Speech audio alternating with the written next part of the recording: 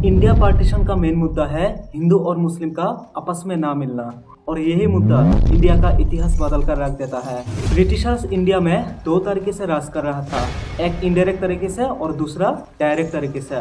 आगे बढ़ने से पहले हम इंडिया के मैप को समझ लेते हैं। ये है हमारा अभी का इंडिया और ये है ब्रिटिश इंडिया। मैप में जो पिंक कलर है इनको प्रिंसली स्टेट कहा जाता है, जहाँ लगभग 565 प्रिंसली स्टेट्स थे।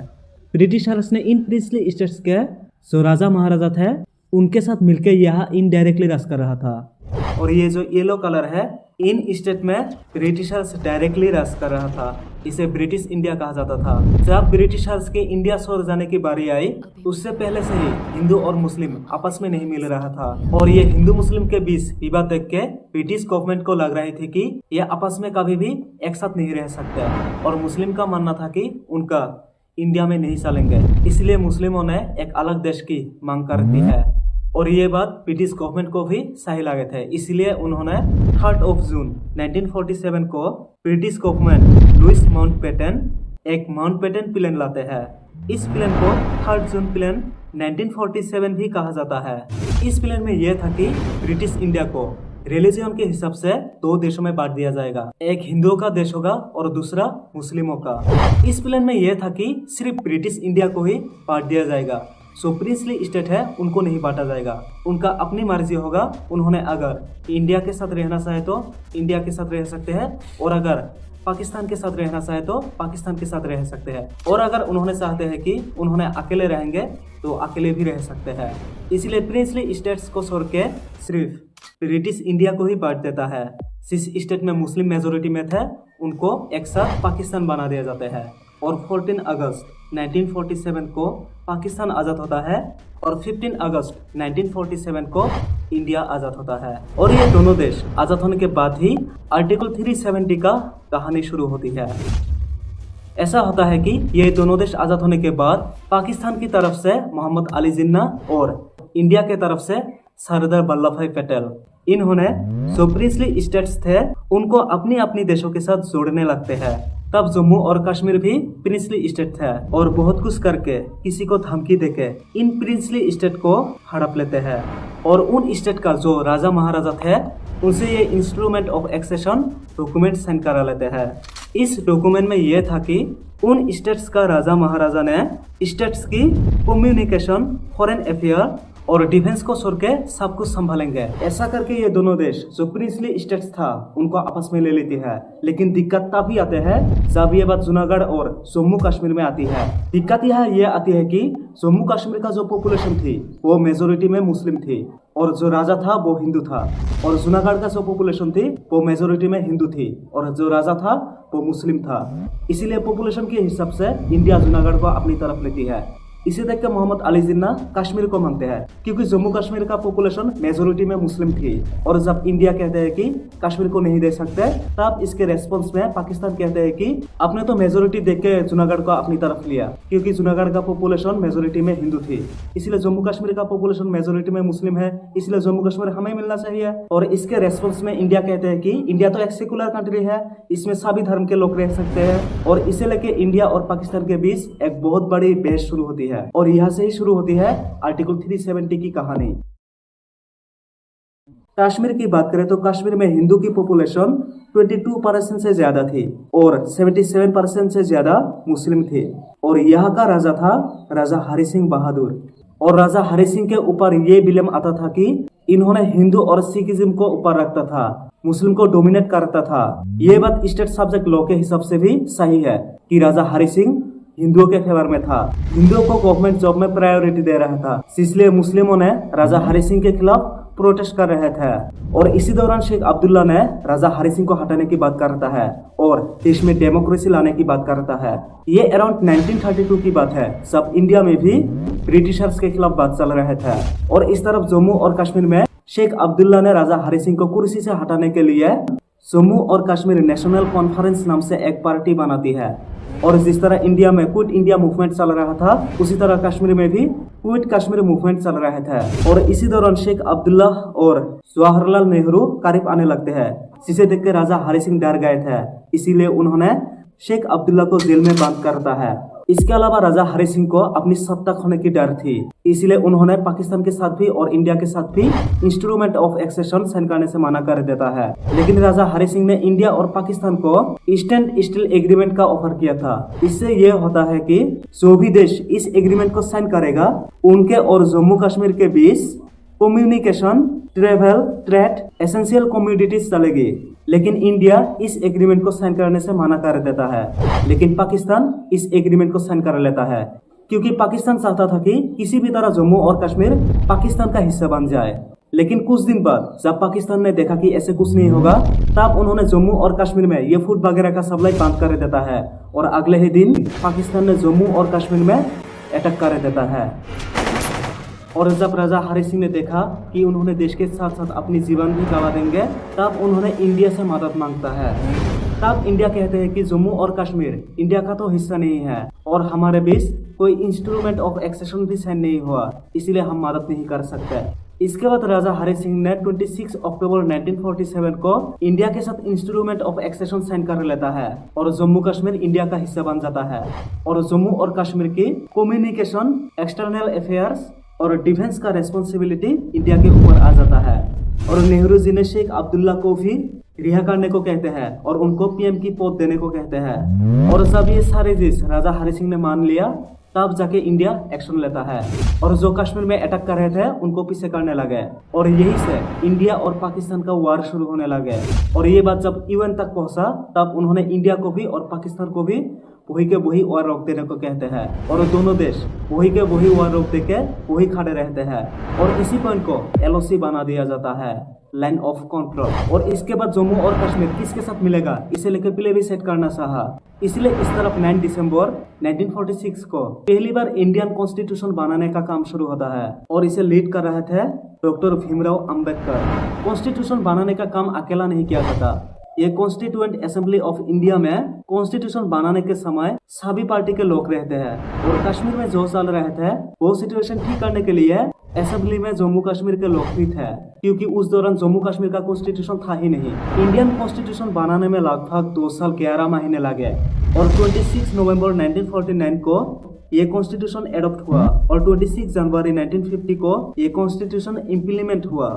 जम्मू कश्मीर का जो हालत था वो इंडिया से आने के बाद भी सॉल्व नहीं कर पा रहा था, क्योंकि जम्मू और कश्मीर इंडिया के साथ जो इंस्ट्रूमेंट ऑफ एक्सेशन साइन किया था उसमें सिर्फ यही बात लिखी थी कि इंडिया जम्मू कश्मीर का सिर्फ डिफेंस, कम्युनिकेशन और फॉरेन अफेयर को संभालेंगे और इन 3 चीजों में ही लॉ बना सकते हैं। इसके अलावा कोई भी एक्ट इंडिया जम्मू कश्मीर के लिए नहीं बना सकते और इम्प्लीमेंट भी नहीं कर सकते हैं इंस्ट्रूमेंट ऑफ एक्सेशन के अकॉर्डिंग। और यही आ जाती है दिक्कत, क्योंकि इंडिया कुछ छोटी मोटी एक्ट जम्मू कश्मीर पर इम्प्लीमेंट करना चाहता था जो हो नहीं रहा था। और इसी चीज का सोल्यूशन निकालने के लिए 17 अक्टूबर 1949 को एन गोपालास्वामी अयंगार ने इंडियन कॉन्स्टिट्यूएंट असेंबली में आर्टिकल 370 लाते हैं। पहले ये आर्टिकल 370 नहीं, आर्टिकल 306A नाम था और 26 जनवरी 1950 को जब ये आर्टिकल जम्मू और कश्मीर में इम्प्लीमेंट हुआ, तब आर्टिकल 306A चेंज करके आर्टिकल 370 रखा जाता है। अब बात आता है कि ये जो आर्टिकल 370 लाया, इसमें आखिर था क्या। आर्टिकल 370 में सिर्फ 2 एक्ट मेंशन था, एक आर्टिकल 1 और दूसरा आर्टिकल 370। आर्टिकल 1 पूरे इंडिया के लिए है। इसमें लिखा है India that is Bharat shall be A union of state. इसमें जम्मू एंड कश्मीर को इंडिया का इंटीग्रल पार्ट बताया। आर्टिकल 1 में ऐसा कुछ नहीं था, सभी दिक्कतें थी आर्टिकल 370 में। पहले हमने जो डिस्कस किया था कि according to instrument of accession India सिर्फ जम्मू और कश्मीर के लिए सिर्फ इन 3 चीजों पर लॉ बना सकते हैं। इसके अलावा किसी भी कीमत पे इंडिया अगर इंडियन कॉन्स्टिट्यूशन का कोई भी एक्ट जम्मू और कश्मीर पर इम्प्लीमेंट करना चाहे तो उसके लिए उनको इंडिया का प्रेसिडेंशियल ऑर्डर लेके उनको जम्मू और कश्मीर के गवर्नमेंट के पास जाना होगा और जम्मू और कश्मीर के गवर्नमेंट ये यस कर देते हैं तो वो लॉ जम्मू और कश्मीर पर लागू हो जाएगा। और अगर जम्मू और कश्मीर के गवर्नमेंट इसे रिजेक्ट कर देते हैं तो इंडिया किसी भी तरह ये लॉ जम्मू और कश्मीर पर इम्प्लीमेंट नहीं कर पाएगा। लेकिन अगर जम्मू और कश्मीर के गवर्नमेंट चाहे तो इंडियन कॉन्स्टिट्यूशन का कोई भी एक्ट ले सकते हैं। ये जम्मू और कश्मीर के गवर्नमेंट का अपना चॉइस होगा। तो आर्टिकल 370 में ये था। इसके अलावा आर्टिकल 370 में और एग्जिस्ट था। ये था आर्टिकल 370 को कैसे हटाया जाए। सिंपल सी बात थी। आर्टिकल 370 को हटाने के लिए जम्मू और कश्मीर के 2 जगह से अप्रूवल लेना होगा। पहला जम्मू और कश्मीर के स्टेट गवर्नमेंट से और दूसरा जम्मू और कश्मीर के कॉन्स्टिट्यूएंट असेंबली से। इसके बाद प्रेसिडेंट ऑफ इंडिया ऑर्डर देने के बाद ही आर्टिकल 370 हट जाएगा। देखा जाए तो बहुत ही आसान था आर्टिकल 370 को हटाना, लेकिन लोगों ने कहते थे कि आर्टिकल 370 जम्मू और कश्मीर पर परमानेंट हो गया। और जम्मू कश्मीर के लीडर ये कॉन्फिडेंस से कहते थे कि आर्टिकल 370 कभी भी हटा नहीं सकते।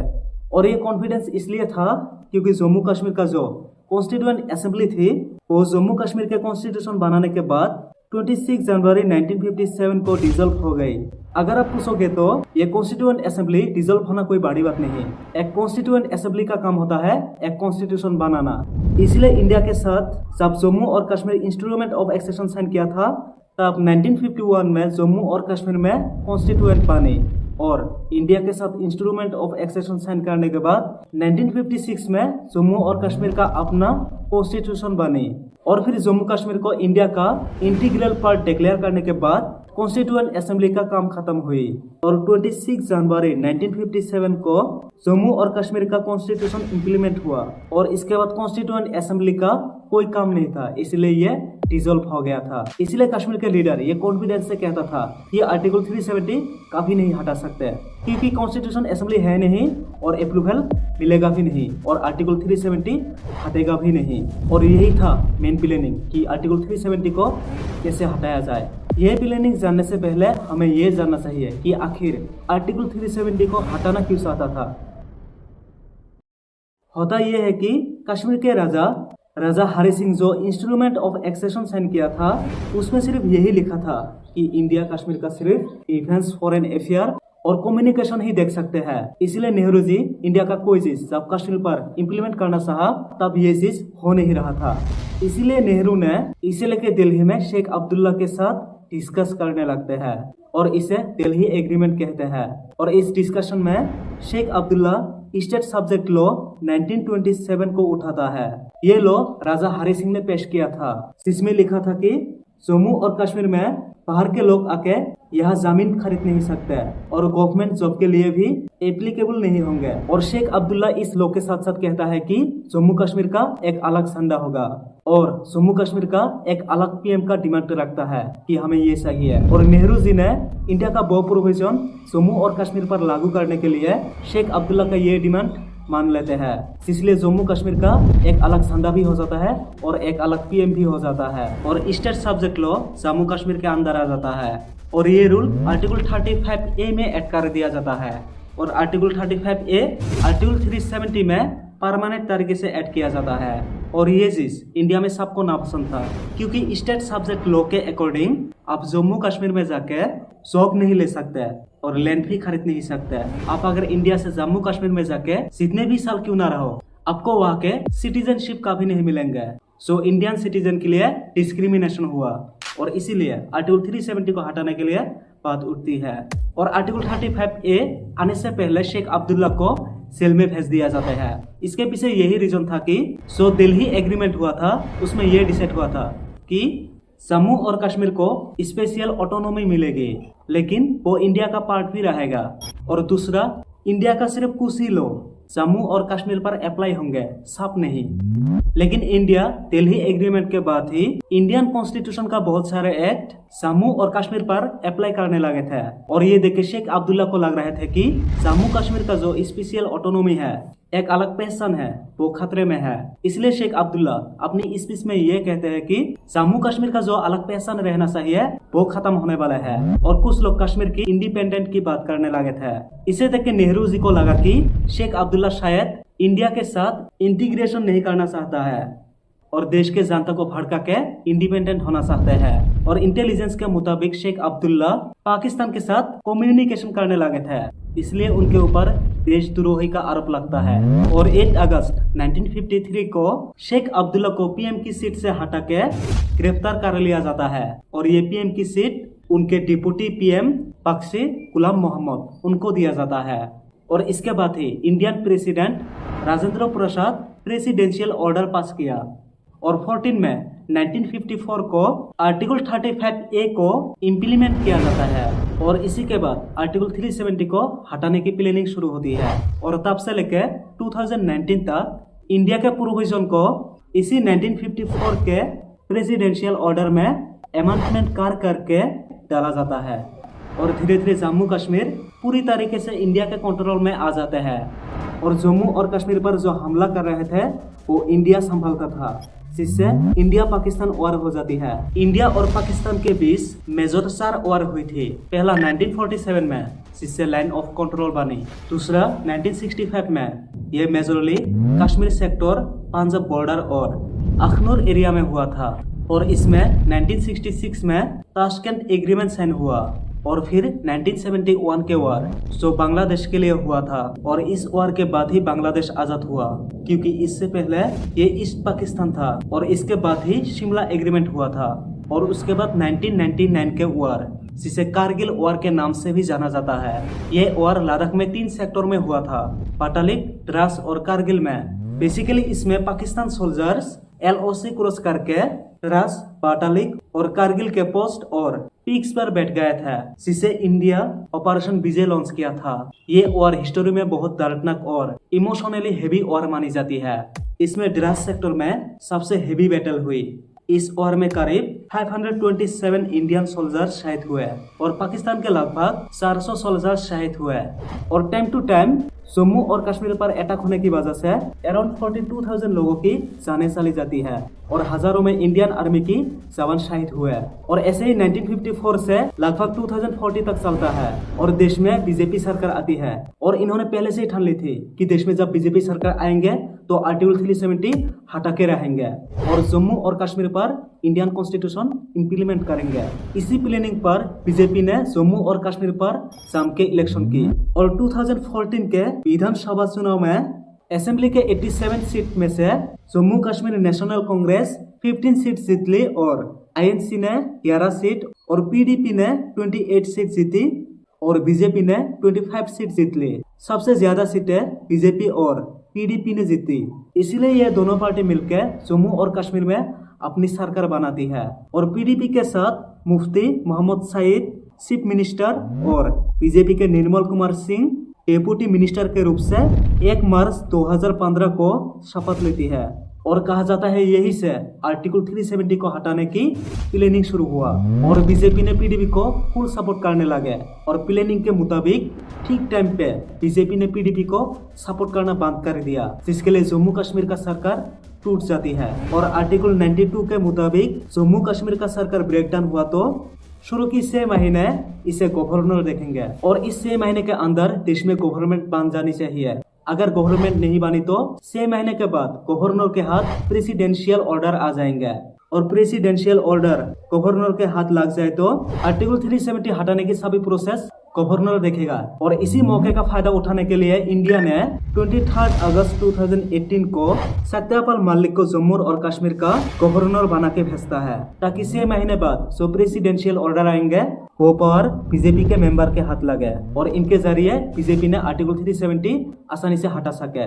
इसलिए सत्यपाल मलिक को जम्मू और कश्मीर के गवर्नर के कुर्सी में बैठाते हैं और ध्यान में रखता है कि इस 6 महीने के अंदर जम्मू और कश्मीर में कोई सरकार ना बने, क्योंकि अगर सरकार बनी तो आर्टिकल 370 को हटाने में दिक्कत आ जाएगी और ये 6 महीने कंप्लीट होना था 20 दिसंबर को। इसीलिए सत्यपाल मलिक को जम्मू कश्मीर के गवर्नर के कुर्सी में बैठा के बीजेपी चुपचाप 6 महीने के लिए बैठ जाता है और इसके 1 महीने पहले जो बाकी पार्टी थी उन्होंने जम्मू कश्मीर में सरकार बनाने की कोशिश में लग जाते हैं और सत्यपाल मलिक को सरकार बनाने के लिए फैक्स मशीन भेजता है जो करेक्ट टाइम पे खराब हो जाती है और सत्यपाल मलिक सेंट्रल गवर्नमेंट को रिकमेंडेशन भेजता है कि कश्मीर की इस हालत में जम्मू और कश्मीर में सरकार बनाना ठीक नहीं होगा और गवर्नमेंट इस बात को मान लेते हैं और 20 दिसंबर 2018 को ये 6 महीने कंप्लीट होते हैं और इसके 1 दिन पहले 19 दिसंबर 2018 को प्रेसिडेंशियल ऑर्डर आ जाता है और सत्यपाल मलिक के हाथ सभी पावर लग जाती है, मानो उनके हाथ